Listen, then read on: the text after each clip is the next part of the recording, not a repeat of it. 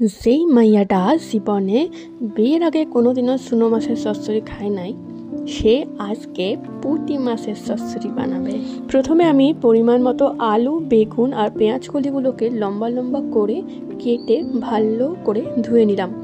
তারপর গ্যাসে কড়াই বসিয়ে একটু গরম হতেই তেল দিয়ে মাছগুলোকে নুন আর হলুদ মাখিয়ে অল্প অল্প করে ভেজে নিলাম, ভাজা যেন বেশি না হয়।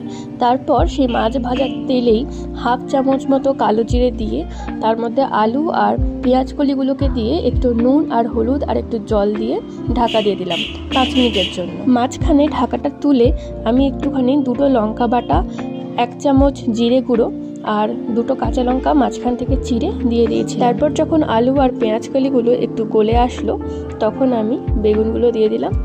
বেগুনটা একটু ভাজা ভাজা হলে তারপর নুন টেস্ট করলাম, যদি নুন লাগে তো সামান্য একটু নুন দিয়ে দিলাম। একটু নাড়াচাড়া করেই মাছগুলো দিয়ে সামান্য একটু জল ছিটিয়ে আবার ঢাকা দিয়ে দিলাম, যাতে মাছের মধ্যে মশলাগুলো ঢোকে। আবার 5 মিনিট পর ঢাকাটা তুলে সামান্য একটু ধনেপাতা কুচি ছিটিয়ে গ্যাস অফ করে ওইভাবেই ঢাকা দিয়ে বসিয়ে রাখলাম। আমার এসব চচ্চড়ি খুব একটা ভালো লাগে না, তাও বানালাম প্রথমবার শ্বশুর বাড়িতে এসে। চান টান করার পর ভাবলাম একটু আঁকাজ করি, প্রচুর পড়া বাকি আছে। পড়তে বসেছিলাম কিন্তু পড়ায় মন লাগলো না, তাই একটু খুঁটোর খুঁটোর করতে ইচ্ছা হলো। ছাদে এলাম, দেখি কোন গাছে পাতা শুকিয়েছে, কোন গাছে ডাল ভেঙেছে, ডাল শুকিয়েছে, সেগুলো একটু পরিষ্কার করব। অনেকদিন গাছের দিকে দেখা হয় না ঠিক করে, গাছগুলোর অবস্থা খুবই খারাপ, ফুল হচ্ছে না ঠিকঠাক করে। একটু দেখি খোঁজাখুঁজি করি। তারপর কয়েকটা টব আছে, দরজা রং করে যে রঙগুলো বেঁচে আছে সেগুলো দিয়ে ওই টবগুলো রং করে দেবো, দেখতে ভালো লাগবে। বিরিয়ানির কন্টেইনার যেগুলোতে নামটাম লেখা, সেগুলো ঢেকে দেবো কালার করে, যাতে ভালো লাগে দেখতে।